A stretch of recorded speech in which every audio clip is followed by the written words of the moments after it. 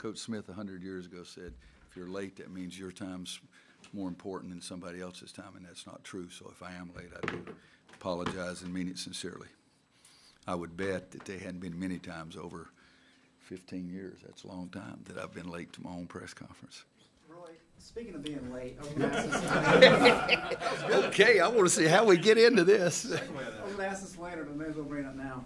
Brad Frederick told the story on the radio show the other night about when him and Scott were at the NCAA tournament game with you, I guess, back in Kansas, and how they got about 5 feet from the bus door, the door slammed, and the bus left them.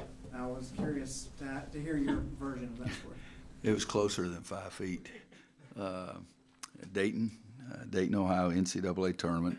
They wanted to go to the shoot around, and I said, fine. I said, the bus leaves at such and such.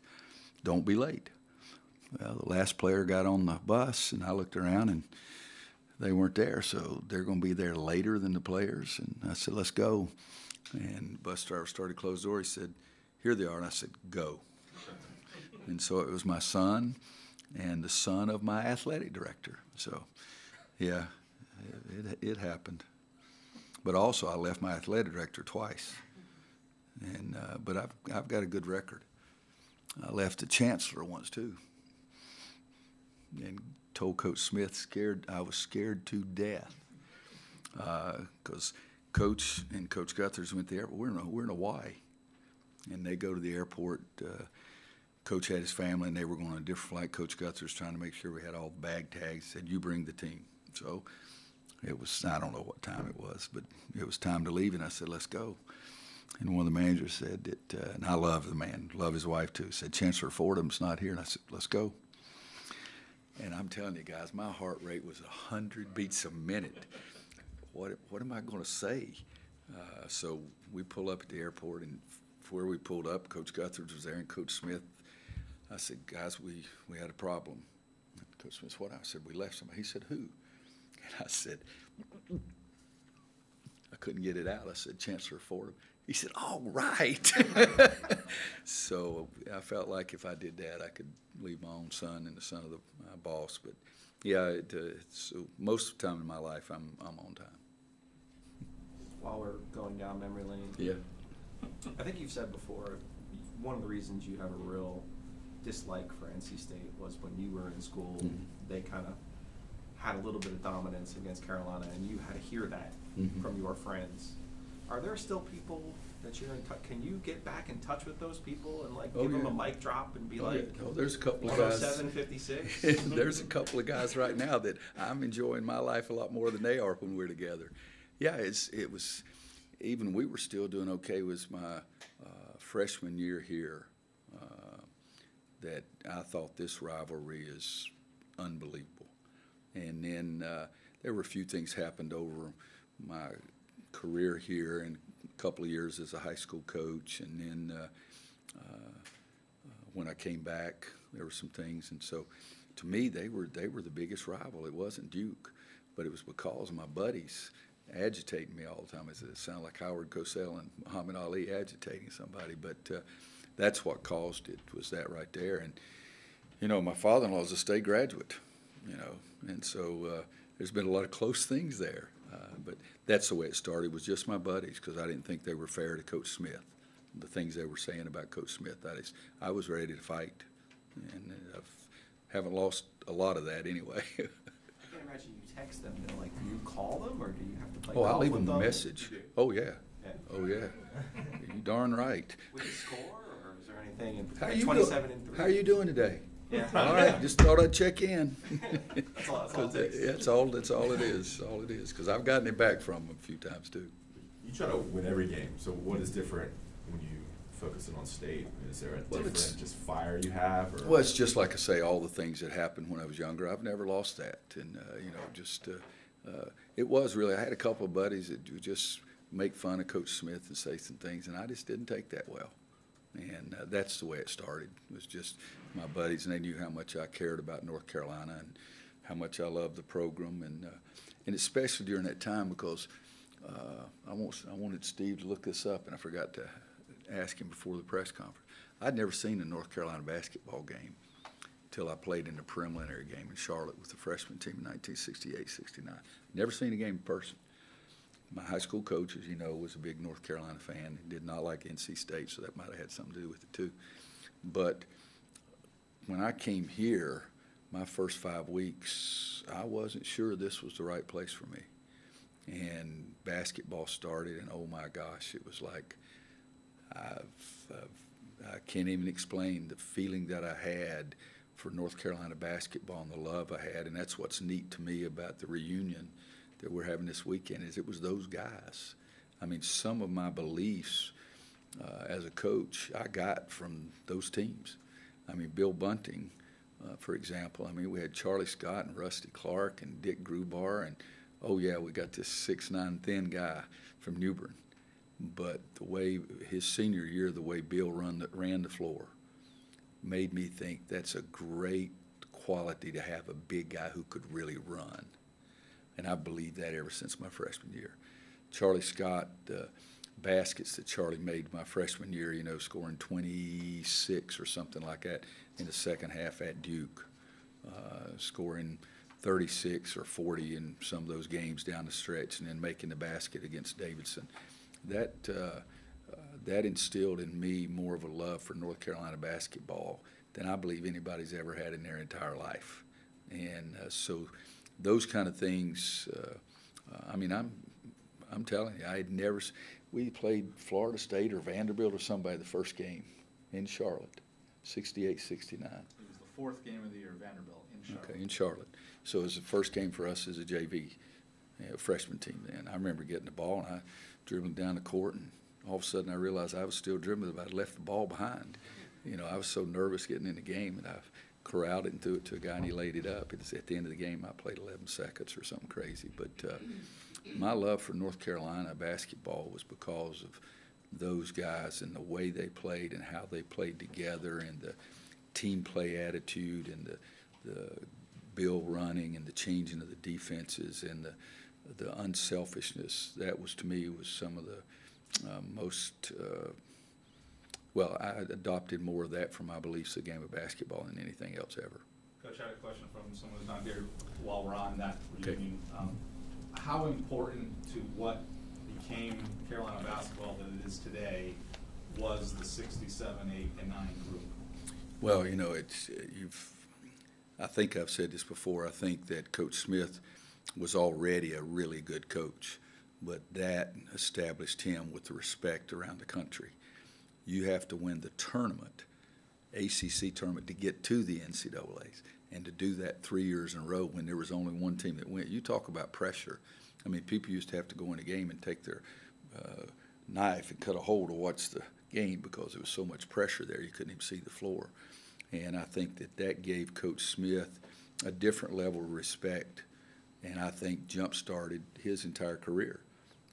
He has always given teams the credit, but he was pretty darn good. But they accepted what he asked them to do. They accepted Dickie Grubar being a point guard, as played center in high school. I mean, those kind of things. They accepted it.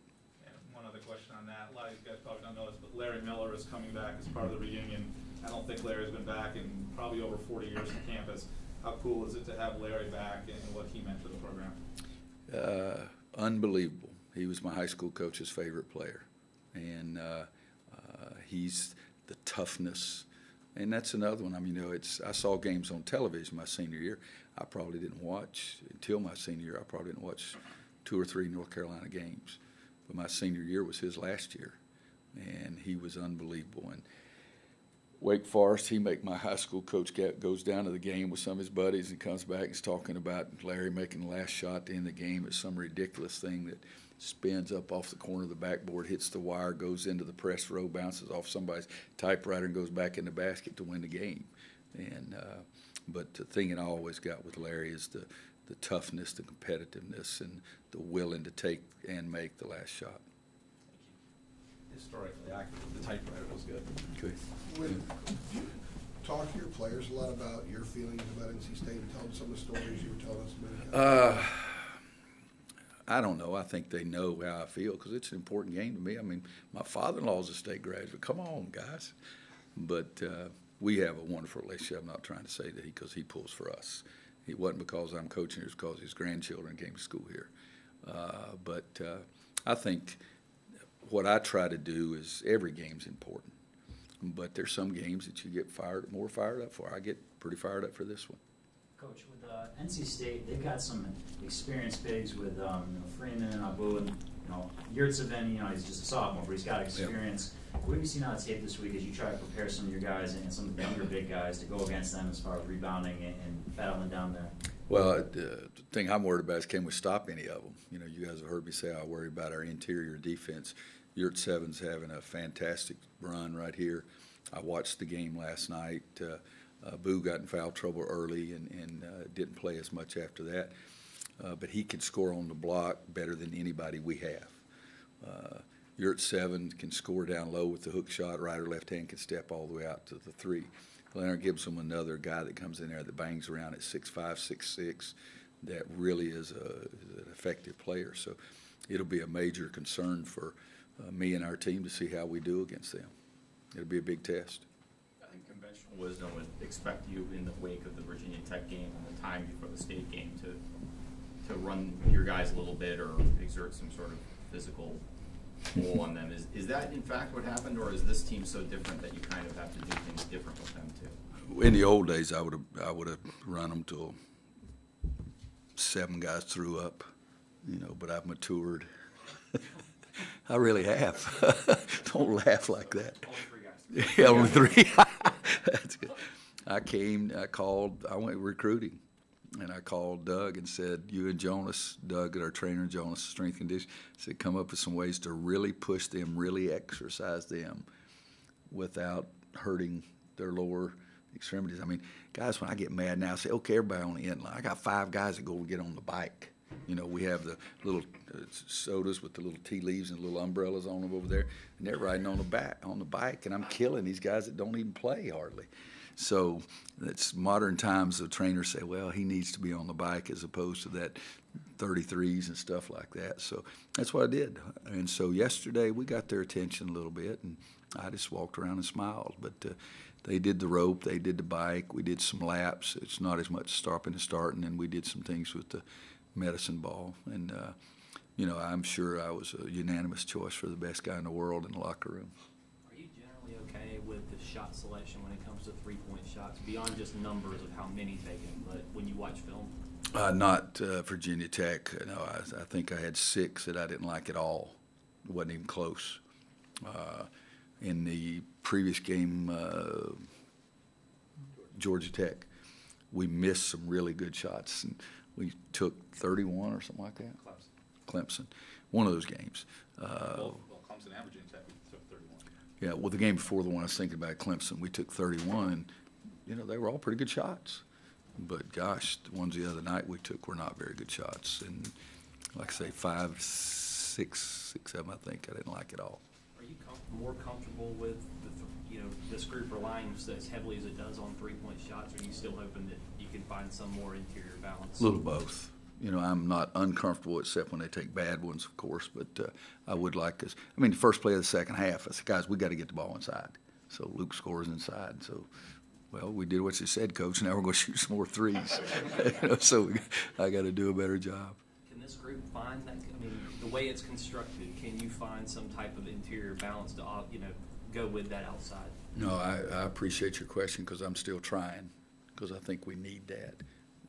If you'll ask me after the last game, I'll tell you whether I failed or succeeded. But I hope we can find more of a balance of scoring inside and outside.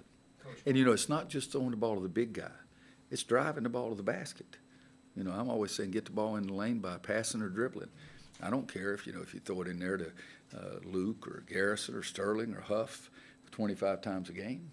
But if you drive the ball to the dadgum basket, let's not just be concerned of – we shot 5 free throws the other night, guys. 5 free throws in an up-and-down game. We cannot play that way and be successful. That's the way Roy Williams feels anyway. I apologize. I'm going to ask along that. Is this a team that prides themselves on three-point defense? So I guess my question is along that is how you plan. Who prides himself? NC State. God, I thought you were saying us. Dang, I wanted to see which dadgum team you've been watching. Like I take pride in it, and we take pride like, damn guys, how'd Tiger do today? Has he finished yet? You know, he's probably wanting to play really well today too, but he may not. So let me see this defensive field goal. So yeah, they're doing really well, 30%. Well, we got to take good ones. You know, it's I can make some threes right now. 2 bad knees. I can go out there and make some threes. I can't make any if somebody's guarding me. Hubert Davis is second. I think he was 30, may have gone up to second in NBA 3-point field goal percentage for his career. And every day at shoot-around, Kenny tries to get after him, and Hubert can barely get it off, okay? But we know the difference between good and bad, and that's what they've got to understand. We've got to take good ones and got to try to make them take some that are not as good. What do you make of the state team that can beat Arizona, can beat Duke, has some other games like the Notre Dame game that weren't so good? When you're preparing for a team like that, how do you approach that? Sort of throw a bunch of them out because some of those really irregular performances were much earlier. Your seven's really been a big shot of adrenaline for them. Lately, you haven't seen them struggle as much, or I haven't seen them struggle as much as they were early. I think getting all their players back, getting involved in the way Kevin wants them to play, you would have expected him to get better and better, but I think they're much better now than they were early. Again, buying into what he wanted to do is big. Yurt 7 is really big, so I don't see that uneven performance nearly as much now. I mean, last night, first half they couldn't throw it in the ocean, and Pitt makes 9. In the second half, Pitt's 0 for 12. You know, Kevin had any hair, he'd be pulling it out this morning too. And the State made a bunch. And, you know, at one time, they were shooting 23% in the game last night, I think. But they made a bunch of them down the stretch. Beverly's 3 for 15, but I think 2 of them were in the last 4 minutes or something like that. Roy, going back to Luke's earlier question about running the guys yesterday in practice, I know after the Wofford game, you just sat the guys down and went through film without actually running them. And I guess after the FSU and Virginia games, you did something a little bit different. With so many new faces on this team, I guess 8 new guys, has there been some difficulty kind of reaching them to kind of get your message across, do you think? I'm searching. There's no question about that. Times have changed, and I have gotten mellow. I used to, I could make guys do certain things because I'd kill them. I mean, I'm said 5 or 6 guys practice throwing up. That did not bother me in the least bit. I used to tell them that's not very impressive. I told Jack Emanuel our first or second practice, he's throwing up on the floor out there. I said, good God, son. I mean, he's laying down and turned over and throwing up, it's bouncing back on his face. I said, at least stand up, you know, this kind of thing. So in the old days, that didn't bother me, but that's, I've tried to, it's not that I'm getting kinder because the times have changed. That's not it. I really enjoy trying to get the players to care as much as I care and to not do things out of fear. And that's something that's really important to me. And so I've changed some ways there. And with this group, you know, we run some, we don't run. We do the ropes. You know, I'm still searching, trying to find. If you got any better ideas, tell me. You know, try anything. This is pretty general, but maybe it's not always been this way, but it seems like freshmen are having a hard time defending in general in college basketball. What are the kind of concepts they have the hardest time with? I think that you're right. It is a general statement. Marcus Page was the best defender I had on the team his freshman year. I mean, he really was. And you have some guys, Tyler Hansbrough had no idea why he was doing it, but he got there every time in the right spot, in the right place, took more charges than any big guy I've ever coached. So it is a generalization, but I think all the other stuff is the culture. Nobody ever talks about, oh, you got to go see this recruit. He's really good defensively. You know, I haven't heard that story. Oh, you need to go to this recruit. He got 47 the other night and had 1,700 people waiting for his autographs. 2 guys in a van, you know, this kind of thing. So it's a different culture now that they don't think it makes. That was pretty good. Hold on. I got to leave. Let's go. All right, they didn't get it. Luke will be right. Entourage in a van. Entourage.